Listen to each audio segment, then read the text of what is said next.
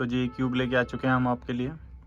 ये भैया एक बार इनको बताएंगे किस तरह से 7 दिन बाद चेक किया जाता है।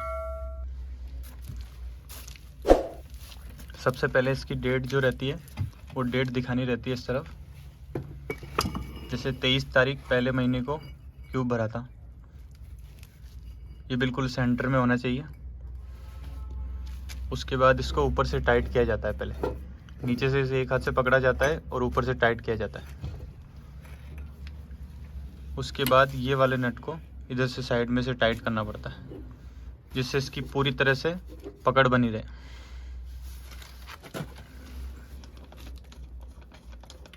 इधर से ये पूरा 0 मीटर है। उसके बाद इसे मशीन से चलाया जाता है।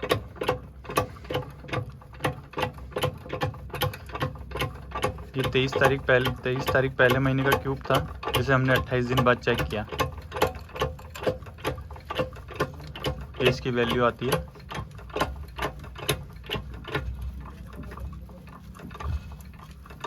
ये देखिए 800 इसकी वैल्यू आ चुकी है और ये पूरी तरह से क्रैक हो जाता है।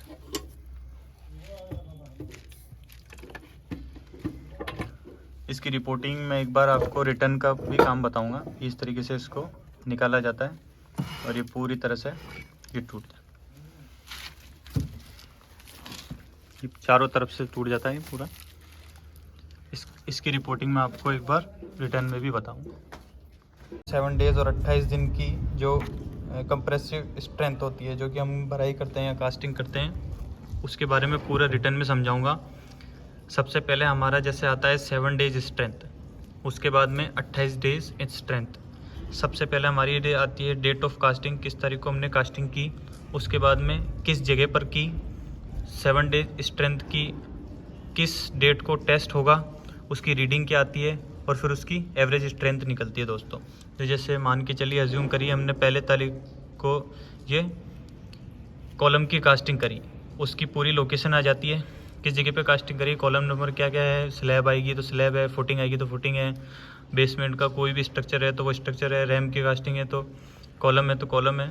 ये कास्टिंग करने के बाद में जैसे 1 तारीख को करी कास्टिंग की, तो उसके हमने 1 तारीख को क्यूब भर दिए।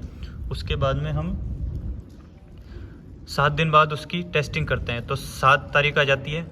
उसके बाद में क्या क्या रीडिंग आई, जो मैंने आपको मशीन में बताया था कि इस तरह की ये जो रीडिंग आती है, ये रीडिंग आने के बाद में अब ये वैल्यू कैसे निकलती है, ये वैल्यू मैं आपको समझा देता हूँ एक बार। ये वैल्यू ऐसे निकलती है दोस्तों, जैसे मान के चलिए लोड हमारा जो भी आया, जो हमने रीडिंग में देखा, उसके बाद में एरिया जो हमारा फॉर्मूला होता है, स्ट्रेस का जो फॉर्मूला होता है वो होता है लोड अपॉन एरिया। अब लोड हमारा ये है 400, एरिया हमारा ये है जो मैंने आपको क्यूब बताया था, क्यूब की जो डिस्टेंस होती है 150 बाई 150। अगर इसको गुणा करोगे आप तो 22,500 आता है। अब इसको मीटर में कन्वर्ट करने के लिए इसमें 1000 का भाग लगा दिया जाता है। जैसे 1 मीटर में 1000 mm होते हैं, तो एरिया को निकालने के लिए 22,500 में 1000 का भाग लगाया जाता है, तो 22.50 आता है। तो यही 22.50 फिर इधर काम आएगा। जैसे 22.50 आ गया, तो जो हमारा स्ट्रेस का फॉर्मूला होता है उसमें लोड अपॉन एरिया। अब लोड जो हमने ऊपर जो बताया ये 400, और एरिया जो ये निकल के आया 22.50। ये 22.50 करने के बाद में हमारी ये रीडिंग निकल के आती है। तो जैसे हमने ये 550 रखा है इसको, तो ये 550 बटा 22.50, तो ये 24.44। ये देखिए 24.44 ये रीडिंग आ चुकी है। तो इसी तरीके से ये लोड अपॉन एरिया, और फिर एरिया करने के बाद में इसका फॉर्मूला ये निकलता है 22.50। जितनी भी रीडिंग आएगी उसमें 22.50, क्योंकि एरिया जो है हमारा वो 150 बाई 150 का रहता है, 150 बाई 150 का रहता है एरिया। तो इसमें कन्वर्ट करने के बाद में 22.50 आता है। तो उसको कैलकुलेट करने के बाद में 550 में 24.44, 565 में ये 600 के अंदर 26.66। अब इन तीनों को आप अलग अलग भी कैलकुलेट कर सकते हैं, लेकिन उससे पहले आपको इन तीनों को जोड़ना होगा, क्योंकि इनकी एवरेज स्ट्रेंथ निकलती है। क्योंकि हम 6 क्यूब भरते हैं, 7 दिन के 3 क्यूब अलग भरते हैं और 28 दिन के क्यूब अलग भरते हैं। तो 3 क्यूब हमने टेस्ट किए, तो तीनों को जोड़ने के बाद उसमें 3 का डिवाइडेशन हो जाएगा। होने के बाद में ये वैल्यू निकल के आती है 25.40। अब 25.40 गुड वैल्यू है। जो मैक्सिमम वैल्यू आती है IS 456-2000 के तहत 17 न्यूटन पर mm² आती है। इससे कम की वैल्यू नहीं आनी चाहिए। अगर इससे कम की वैल्यू आती है इसका मतलब स्ट्रक्चर में फेलियर है।